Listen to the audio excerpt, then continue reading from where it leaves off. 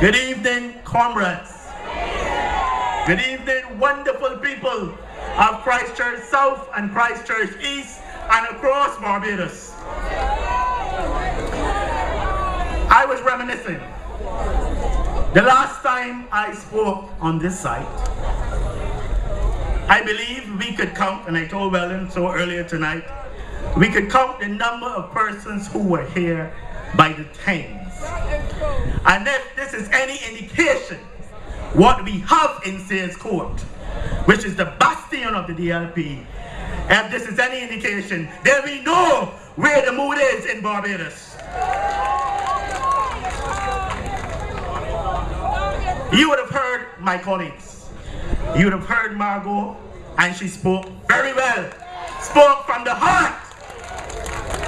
And I have no hesitation in telling you that I am sure that she is going to deal with that little ward in Christchurch, West Central, who always wears high heel shoes. You heard Wilfred, and he has already told you. He has the slogan. What is it? Law got to go, and you have heard it. But tonight, there is some seriousness. And we are dealing with a government, a Democratic Labour Party government,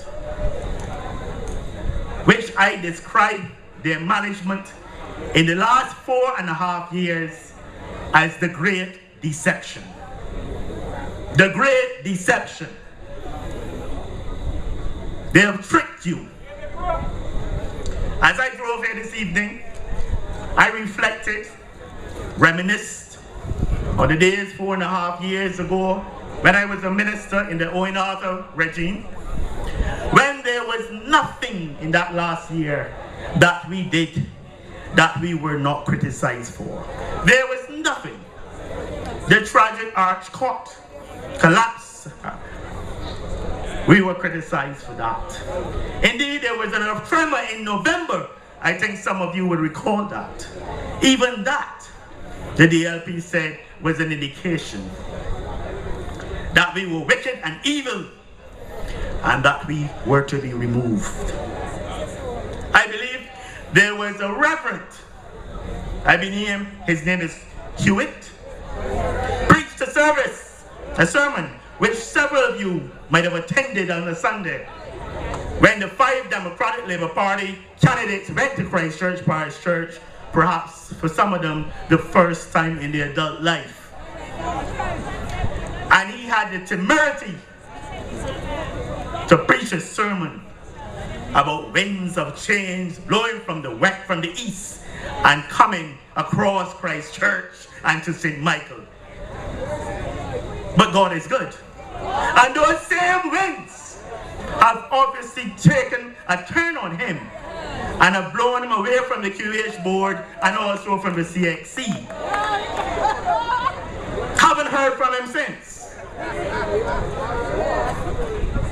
But they said terrible things about us here, all over the country.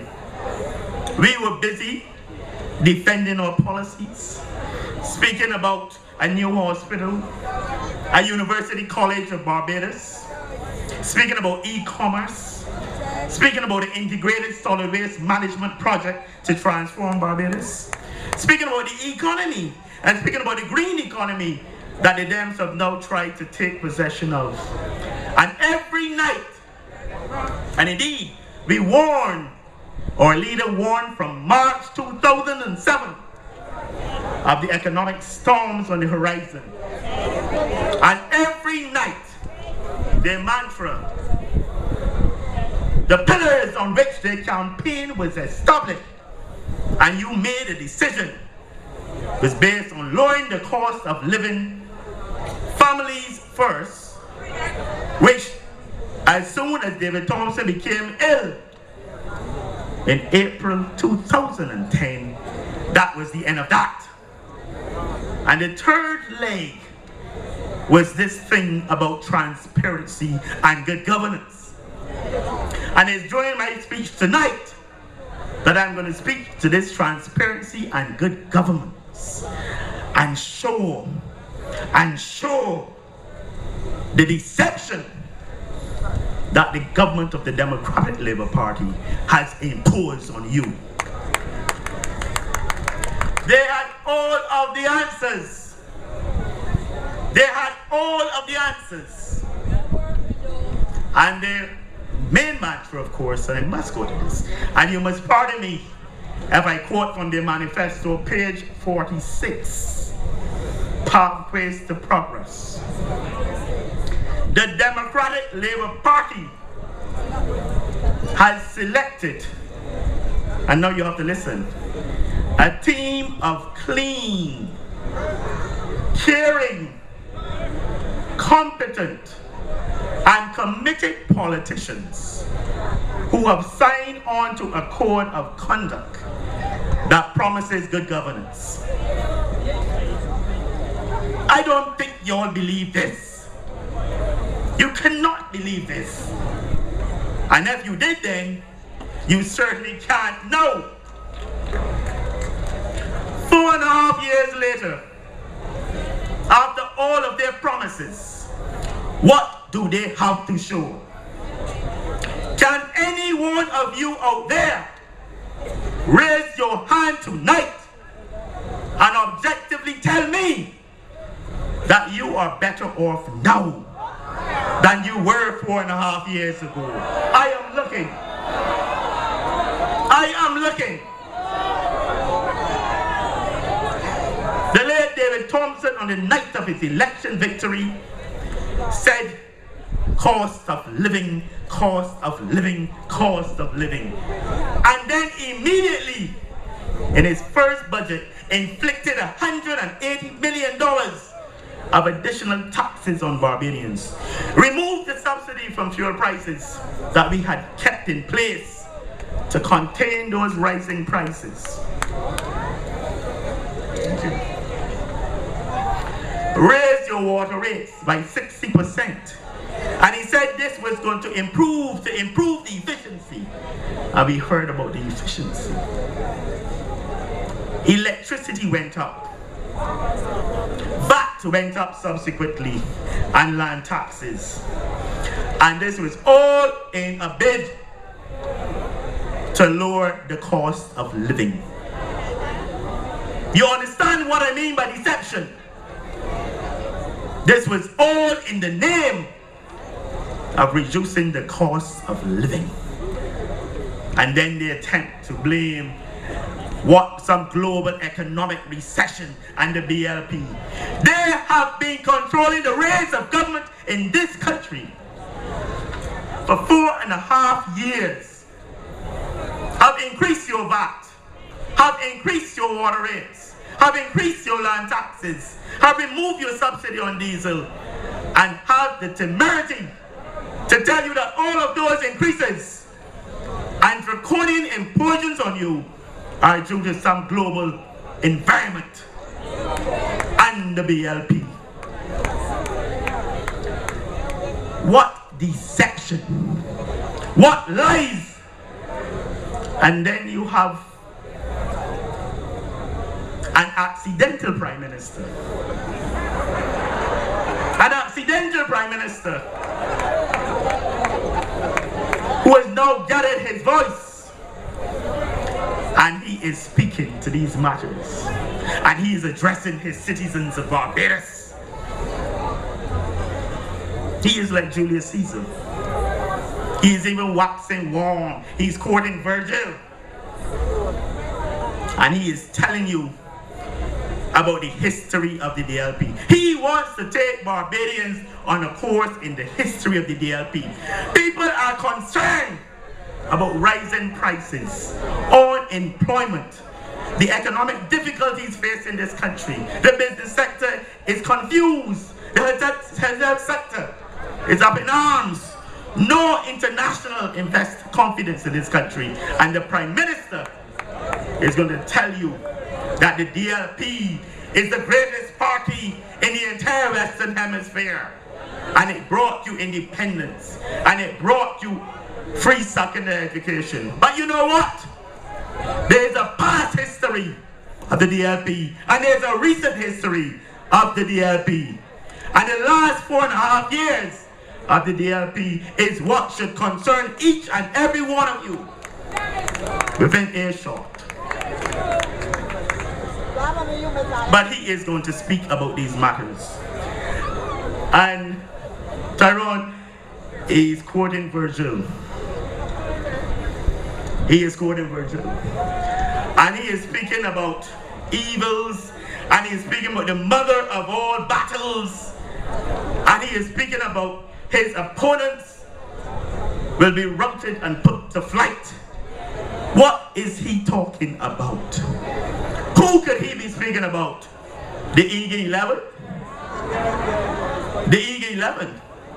Or could he be speaking about the members of his constituency branch who in July at a branch meeting that he addressed broke up in confusion and they almost fought, and CBC was given instructions to stop recording? And he is talking that about he having the endorsement of his party, and he doesn't need the endorsement of the BLP or another. Well, I know Virgil too. And Virgil said, had a saying, experto credito. And that means believe in he who has gained knowledge through experience. And that is why we endorse Owen Arthur, because he has been there. He has held the reins of leadership for 40 years, and he has the experience and the knowledge that accidental frontal stroke will never achieve. But everyone for him. And Glennie likes Virgil. He is talking about war and routing. I will remind him that it was also Virgil who said, Amor omnia vincit, love conquers all. That is what he has to read. That is what he has to read. But that is just a digression. I need to get back to the transparency and good governance which the Democratic Labour Party promised you. And this evening, I am going to use two gentlemen, and I use that term advisedly, or two ministers, to explain and to show to you how this transparency and good governance is manifested. And I speak first of my opponent, one John Boyce.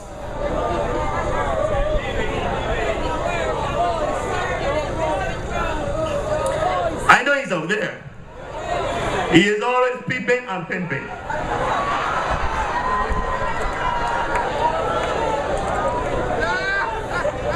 But I must commend him.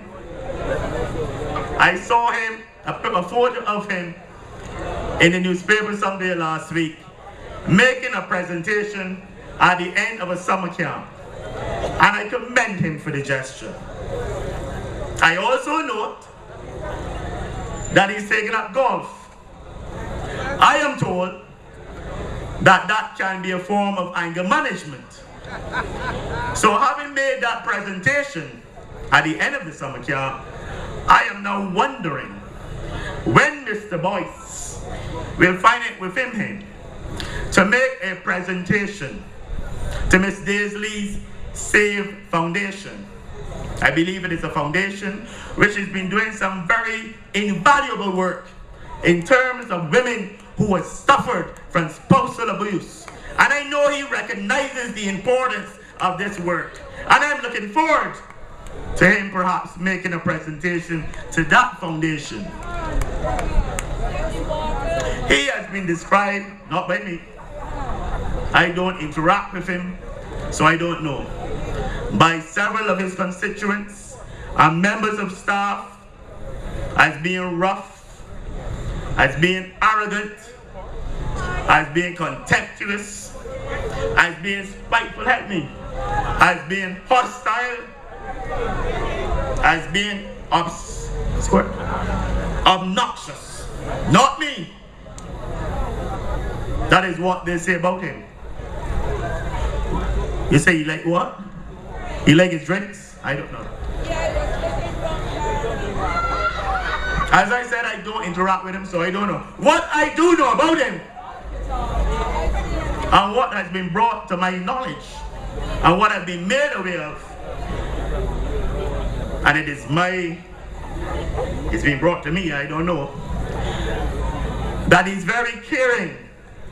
That there was an incident recently when an unfortunate lady from Scarborough went to his office to see him. You said she fell out of a chair? And I have been advised. You hear it? You said what? She heard her back. But my information was, I don't know if it is correct, that when people were trying to help this dear lady, Mr. Boyce took up the chair. That is an example of the caring. And did not even call to find out the next day how she was and how she was doing. But we hear that they are caring. And I will not dispute that.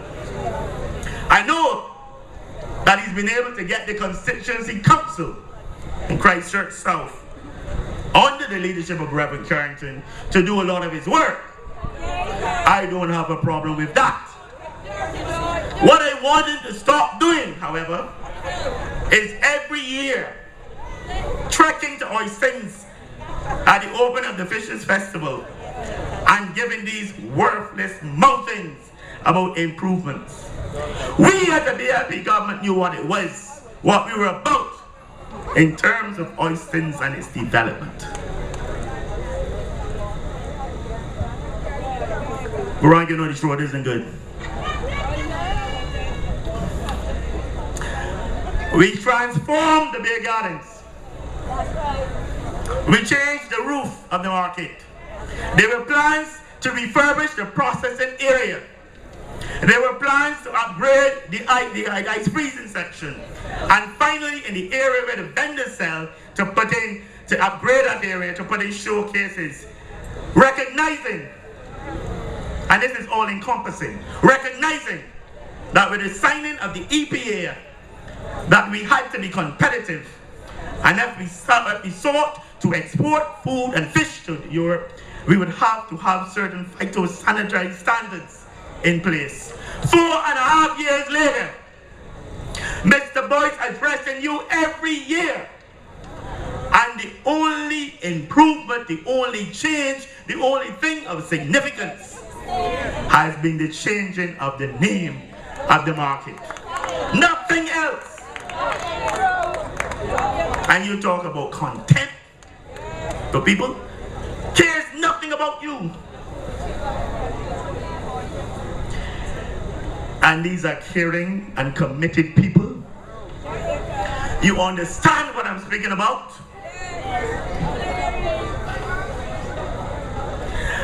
I was told recently that the fishermen are fed up.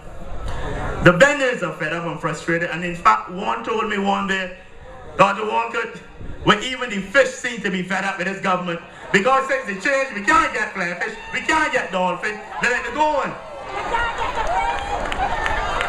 Such is the level. Such is the level of frustration. But Mr. Boyce is a minister. And Mr. Boyce is the Minister of Public Works. And the ministry where I'm advised that he is intensely disliked. I am advised. I don't know. Well, if you say it's true, you probably know. 4.5 years later, he is the engineer who knows everything. And tonight I'm not going to speak about Ammon Beach and his work as an engineer there. That is for later. That is for later. But he knows everything. He wants to admonish the technocrats in the ministry. He wants to criticize the engineers.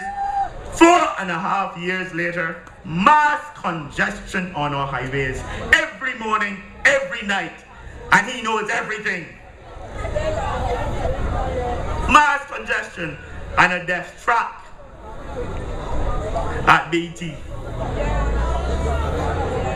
Over $100 million on 3 roundabouts. And 2 of those roundabouts took longer under Mr. Boyce's watch and under his good governance than to widen the highway from the Garfield Sobers roundabout to Simpson's Motors. It took longer than it took to widen the highway. And you speak about good governance. Are the roundabouts completed yet? Over $100 million and still being done. Not a light. And this is a man who knows it all, who is an engineer, and he has the answers. But he has also a very loud, Rudy, you know that, can't compete with him with the voice. So with that voice, I want him to respond to 2 questions I have tonight. I want to know from Mr. Boyce if it is true that at times in the past his private vehicle was filled with petrol at the Central Purchasing Department on Spring Garden. And if that is true, does it mean that the already overburdened taxpayers of Barbados were probably paying for gasoline for his private vehicle? I am not going to deal with McInerney telling him about not accepting his car for servicing. That is another matter for another time. Not tonight. I also want from this loudmouth and boisterous Mr. Boyce to tell me, is it true that he and one of his consultants have any connection, or whether or not they have any connection, with a private firm which is importing manhole covers for the Ministry of Public Works? That's all I want. Because I know that there's transparency and good governance. But I've heard this, but I want him to confirm to me that I don't believe it, and I want him to confirm to me. I believe it though. But he also has, believe it or not, responsibility for the Barbados Transport Board. In 1994, when we assumed the reins of government in this country, there were 49 buses, 49, when the dams were removed, 49 buses running in Barbados. When we were removed in 2008, we left over 250 buses running on the roads of this country. Now they're averaging just over 200, 210. But we went further. We recognized that there were certain difficulties in terms of the sustainability of the Transport Board, and we became innovative. We introduced the sunless scenic rides. The park and ride concept was started then for events. You saw us advertising on the buses, selling advertising space. Towards the end of our reign, we introduced a smart card.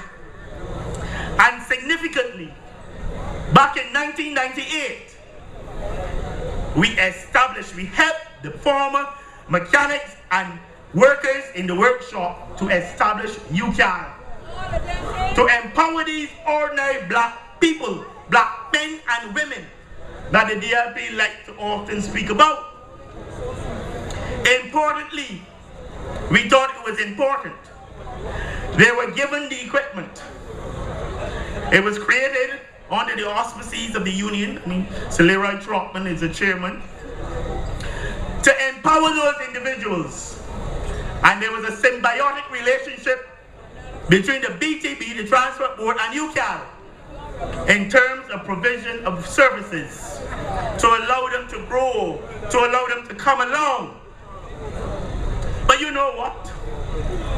This caring government, that is so caring and concerned about the plight of the poor, ordinary Barbadian. You know they are busy, the Board of Transport, trying to look at ways as to how they can expand the service in the buses and perhaps introduce a new workshop and stymie UCAL. Do you understand that I have here a letter written to one Christopher Sickler and signed by a Leroy Trotman? And I'm not going to read the whole letter, but the pertinent parts. Your ministry is refusing to allow the board of directors to pay any of the $5 million which has accumulated. Transport board owes UCAL over $5 million and has been unable to pay it. Trotman went on to say, 13 years ago, the government of the day, Trotman, he's not a B. The government of the day, he met the BLP, lauded the courage of those dear employees of the Transport Board who invested their severance pay and with others of goodwill and formed UCAL. UCAL is made up of the workers who are the main shareholders. It is slowly being killed off by our people's government. It seems that only the Prime Minister's intervention will save us. Mr. Boyce is the minister. Caring and committed. No, he was speaking about Frandel Stewart. But last week the minister spoke about the financial mess at the Transport Board, where he spoke about a deficit of over 70 million. And they've had their issues. But that mess wasn't necessary. And in terms of this governance, there are issues which certainly would have contributed to that state of affairs.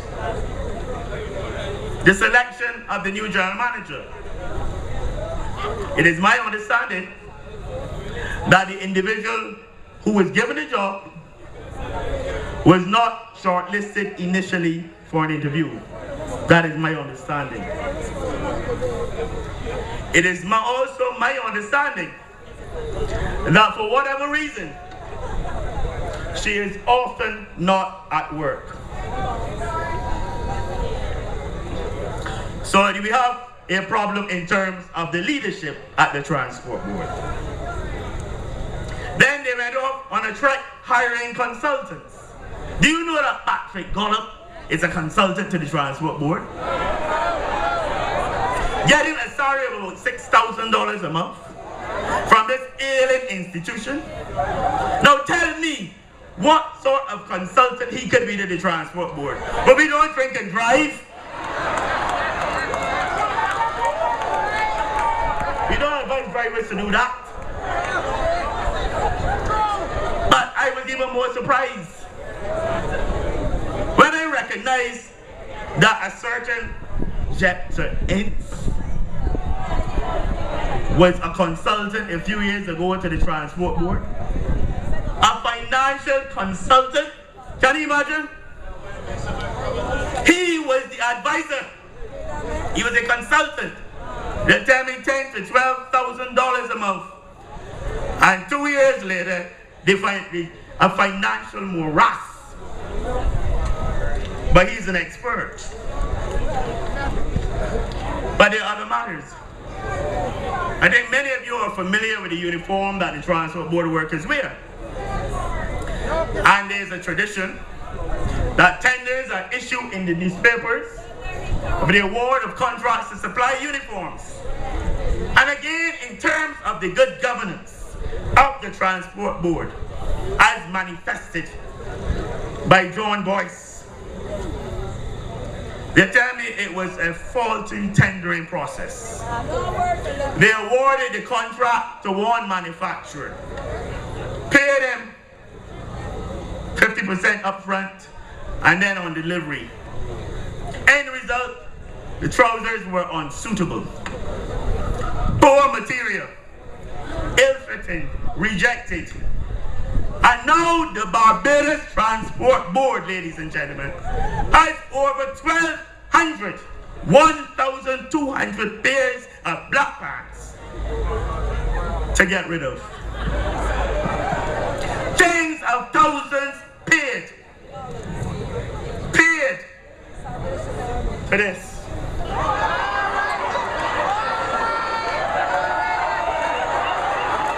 1,200 of these. And you're talking about good governance. So that when you see the paroles, 1,000 of these to dispose of. And meanwhile, a new contract had to be awarded to a new manufacturer to produce these all over again. Your money, my money, good governance. And then the minister comes and says that the state of affairs cannot continue. What is he telling you? What is he saying about the Barbados Transport Board and its future? He can't just say in Parliament, it can't continue. Tell the people that you plan to phase out, you girls. Tell the people that you plan to send home some of them. And tell them if you plan to privatize the board. You need to tell the people of Barbados these things. Make it clear. But of course the Transport Board, while he's saying this, is busy with drawings to build a new block, estimated cost $3.8 million. What the minister is saying, what a terrible state it is saying, the Transport Board is busy making presentations to spend what it does not have. And this is minister's responsibility. He has the Barbados Transport Authority also under his remit. And I remember at its launch, he spoke extensively about the regulatory frameworks that will come in and how this authority will regulate the minibuses and the ZR vans. Hear what? 1.5 years later, the only thing the Barbados Transport Authority has done in this island is to erect a fence at the Mangrove bus station. The Mangrove, where they have the buses at Mangrove. And that is not their remit. So I don't know under his ministry how an entity that has a regulatory role can be building a fence. But I must.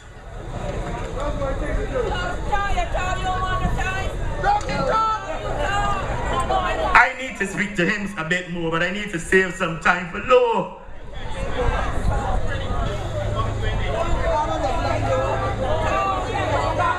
Transport Board. Recently, and in the estimates and also in the budget, ministers of this government have been indulging a lot of fancy talk. Minister Eswick visiting Trinidad, working and he and officials to sign a pipeline agreement. You've heard the Prime Minister speaking about his discussions with Kamla Prasad about this pipeline. And recently they've said that they've agreed, I think they've signed. And they were all congratulating each other. What good work has been done by this government, that they have entered into some arrangement with Trinidad and Tobago to have a pipeline to bring gas from Trinidad to Barbados, recognizing the certain limitations of supply in Barbados at this point in time. But you know what, comrades? In offering yourself for political office and to be a representative of the people, there is something called credibility.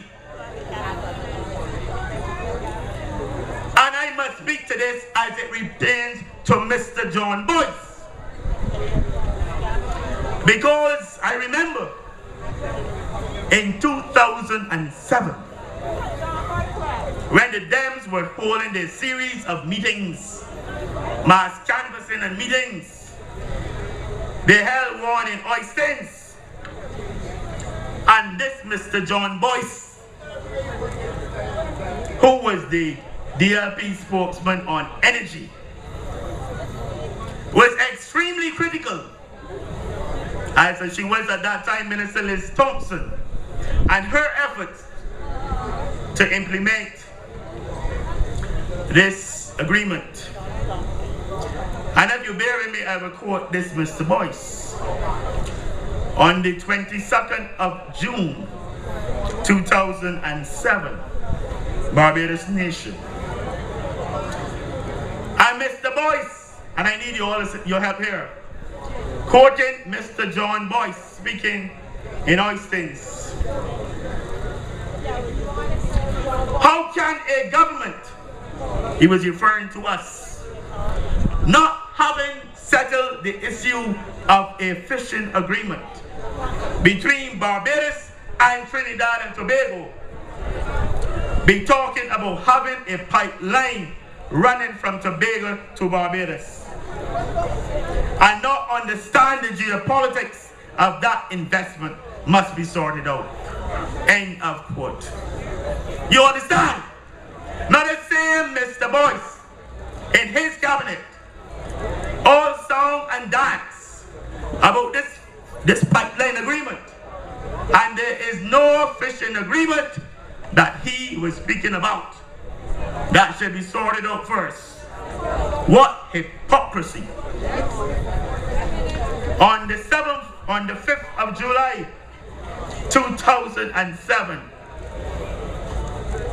speaking again about the same pipeline, this Mr. Boyce, I think this is a step which the government of Barbados has to re-examine and to involve more people in the entire discussion of the option of a pipeline, and explain why this is the only solution that we can come up with at this time.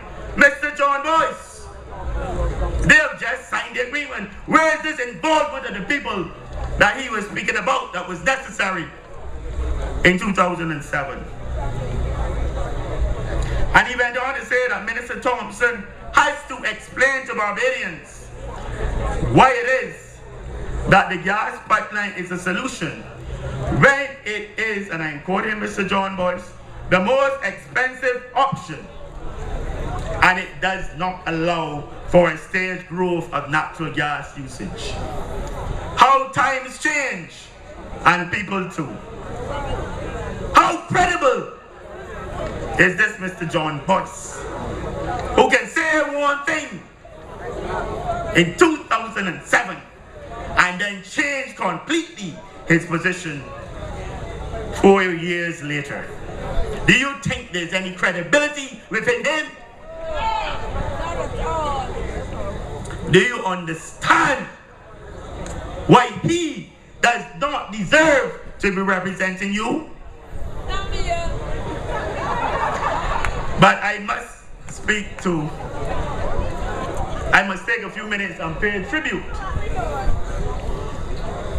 to the goodly Mr. Dennis Lowe.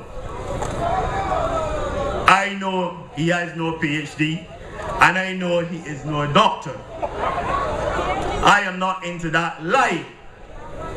People who live those sort of lies usually find themselves at the end of the day in the confines or near the psychiatric hospital. It is called delusions of grandeur. If you are not a doctor, never obtain a PhD, and you call yourself a doctor, you are just being delusional. But I think some of you might remember that in the last campaign, I kept referring to him as the digital fugitive. And I think that more of you understand now why he was called the digital fugitive. Recently he's been called Mr. Tex. I heard my colleague Abe speaking about it, but I don't know about that. But I want to speak about him and his behavior in terms of the entities that come under his jurisdiction, namely the Sanitation Services Authority, when he had the Barbados Water Authority, and indeed the NCC, where he acts as though these agencies are his personal property, where he must be told who is coming in and who is going. Can you imagine a minister law in a highly technical ministry, environment and drainage, looking after solid waste, highly technical, being led, and I'm not here to pull down Mr. Law, not an ounce of scientific knowledge in his entire body. Grew up in St. Andrew, near to a church, went to the church, was shipped off to the States to become a pastor. And you have senior technocrats, engineers in the ministry, speaking to certain issues of importance. And this buffoon interrupting them and calling for coffee and is their food ready and all sorts and all sorts. And when a PS, a good DLP, took the opportunity on Thursday, when this buffoon was at cabinet, to corral the senior technocrats who were frustrated, indolent, disrespectful to the minister, got them to Savannah Hotel to have a working lunch, where he, being a good PS and a good DLP, could encourage them to work with the minister. And this minister came back from cabinet early and asking, and I think those of you who know him know what he does in the evening. And it is not reading, it is not sleeping. It involves the one hand and the gullet. And is asking the secretary, where is my PS? And she tells him, well, the PS shall retreat. And he summons the PS from his retreat. And Rudy, I heard you know the PS. He used some language that the PS had not heard since 1952. This brother Lowe. A PS who was just simply trying to, he feels that he felt before the landlord came and changed the lock on his apartment for non-payment of rent, that it belonged to him. That is how he treats these departments of government. And then we hear that these are clean, caring, competent and committed persons. What nonsense! Utter incompetence. Solid waste. We devised a comprehensive system. There were issues people talked about Greenland. Some were informed, some were not informed. What I can tell you is that Greenland is there. You had flooding, you had Thomas. We haven't heard about any issues that Greenland ain't slipping. We heard of houses disappearing, we heard of cracks, we've heard nothing of Greenland, but we keep quiet. There was a comprehensive system in which we said they needed to be looking at the management of solid waste. And I say this with confidence, because if you peruse the entire DLP manifesto cover to cover, there's not the single mention of the word solid waste, far as how they would have dealt with it. In 2003, their manifesto spoke to setting up a number of incinerators across the country. And my simple question has always been, where in the world, and I've asked it to persons here who've come up with it, since 1995 has an incinerator been commissioned to deal with municipal solid waste. But now we have this buffoon going up to Vaucluse a couple of weeks ago. The opening of a new cell. The Prime Minister in jacket and tie. Landfill for garbage. Be dead in a jacket and tie. And the minister, as if he awoke from some dream, reads a speech, obviously prepared by a technocrat who was trying to impress him. And CBC carried this speech. First, in all of this, and all of this food and all of this celebration, $5 million owed to Inland Revenue and NIS by the sanitation services for its workers. But they're having this pomp and ceremony at the opening of a cell. And the minister up there reading a speech. And he is speaking about the types of renewable energy that will be incorporated in this new facility. And he spoke about solar. He spoke about waste to energy. He spoke about wind. He spoke about burning tires. The only thing he did not speak about was wave energy. And I'm sure if someone had written energy from waves, he would have read it then too and said it would happen up there. Not a clue.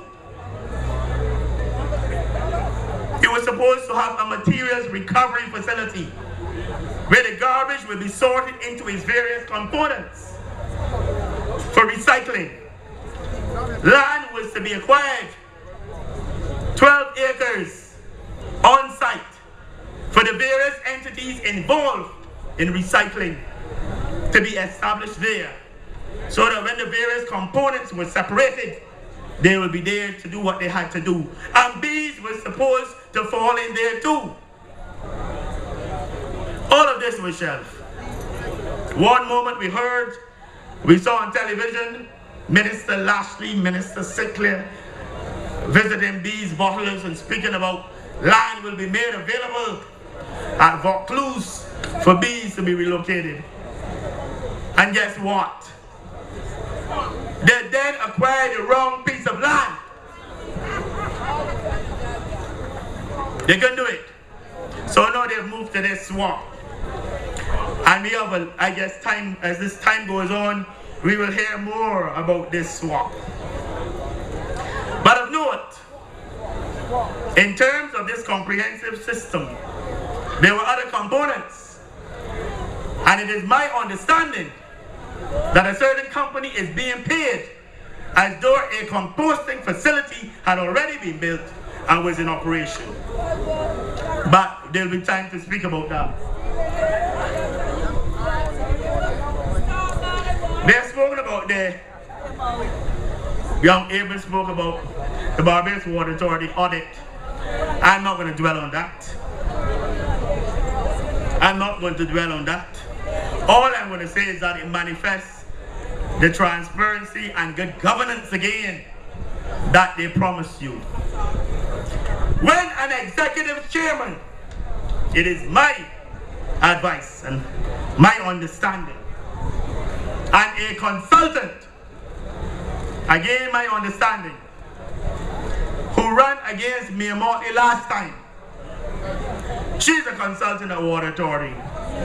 Increase your rates by 60%, bring on an executive chairman, new car, new office, new television, bring on a consultant, $10,000 a month. But you know what? It is also my understanding that having done this and having inflicted on you a 60% increase in water rates, that these individuals were in receipt, and it is my understanding, of loans of as much as $50,000 from the Water Authority. Do you understand that the Water Authority has now become a bank? Can you imagine that? But I guess I have said enough tonight. I am thankful to be here to speak to you. Earlier tonight I thought I would not have been able to do so, but I was able to do it. All I can tell you, ladies and gentlemen, You've had enough of the lies from the DLP. You have had enough of the deception. Enough of the DLP brand of transparency and good governance. It is clear that this government is unsure and incompetent of managing the affairs of this country. There is a better way. There must be a better way. There is the BLP way, you're correct. And I am saying, it is time again for Owen Arthur and the BLP to rescue, to rebuild and restore Barbados. And I want to call on every one of you to join us on our mission to restore hope to our people. I thank you and God bless.